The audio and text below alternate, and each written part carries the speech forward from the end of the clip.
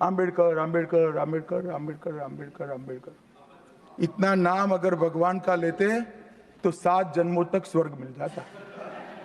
अच्छी बात है ना। ना सुनिए तो, सुनिए ना, आप सुनिए ना, मैं बताता हूं। हमें तो आनंद है कि आम्बेडकर का नाम लेते हैं। आम्बेडकर का नाम अभी 100 बार ज्यादा लो, परंतु सच अर्थ में आम्बेडकर जी के प्रति आपका भाव क्या है ये मैं बताता हूं। मान्यवर, आम्बेडकर जी को देश की पहली कैबिनेट से इस्तीफा क्यों दे दिया?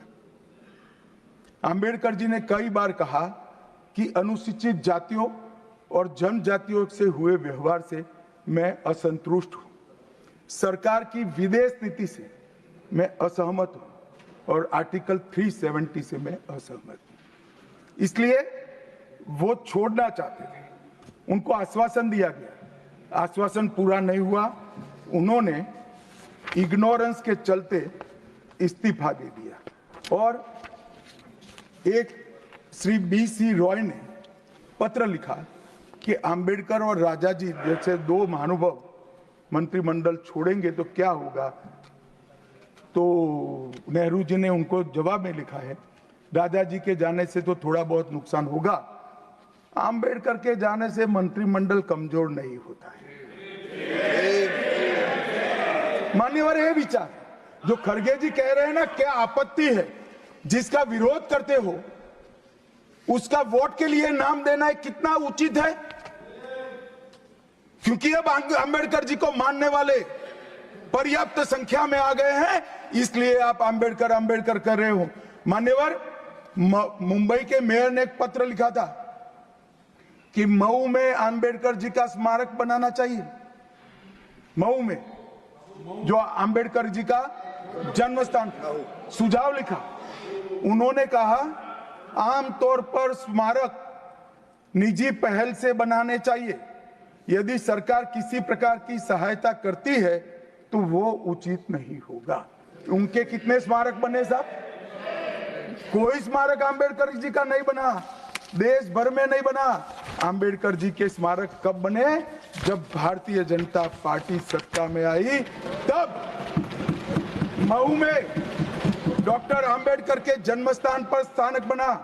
लंदन में अध्ययन करते थे, वहां स्मारक बना।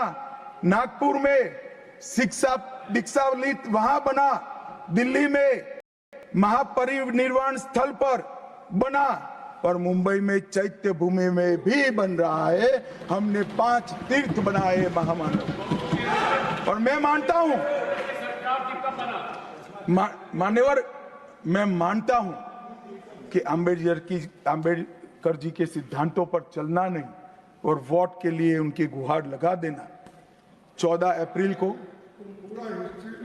राष्ट्रीय समरसता दिवस घोषित किया हमने। 26 नवंबर को संविधान दिवस घोषित किया। उस वक्त भी इसका विरोध कांग्रेस के वरिष्ठ नेताओं ने किया। मान्यवर,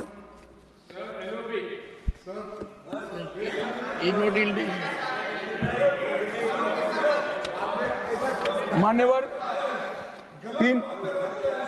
370 पर कई बार चर्चा हुई है। मैं ज्यादा कहना नहीं चाहता। सब जानते हैं कि एक टेम्पररी प्रोविजन को अनौरत संतान की तरह अपनी गोदी में 70 साल तक कांग्रेस ने खिलाने का काम किया और 370 हटाने के लिए लोहे का जिगर चाहिए। और जब देश के प्रधानमंत्री नरेंद्र मोदी जी 2019 में फिर से प्रधानमंत्री बने, एक ही झटके से इसी सदन में 370 और 35 को समाप्त। इसी सदन में कहते थे खून की नदियां बह जाएगी। खून की नदियां छोड़ो, कंकड़ चलाने की किसी की हिम्मत नहीं है। कंकड़। और मान्यवर, क्या हुआ? इसके बाद क्या हुआ? 35,000 पंचायत के सदस्य आजादी के बाद पहली बार चुनकर आए। 2 करोड़ 11 लाख एक वर्ष में पर्यटक आए, पत्थरबाजी शून्य हो गई, आतंकवादी घटना 92% कम हो गई, एरिया डोमिनेशन बढ़ा। 33 साल के बाद घाटी में थिएटर में रात्रि का शो चल रहा है। 34 साल के बाद ताजिया का जुलूस निकला। पहाड़ी, गुर्जर, बकरवाल और वाल्मीकि को आरक्षण मिला और घाटी के हर घर पर हर घर तिरंगा अभियान भी चला। श्रीनगर में फॉर्मूला 4 कार रेसिंग हुई। लाल चौक पर तिरंगा शान से फहरता है और दुनिया का सबसे ऊंचा रेलवे आर्च ब्रिज आज चिनाब नदी पर बन रहा है। सबसे बड़ी लंबी ट्रांसपोर्टेशन टनल फिर पंजाल में बनी और निर्यात रैंकिंग में अपना कश्मीर सभी यूटी में नंबर 1 पर निर्यात में आया।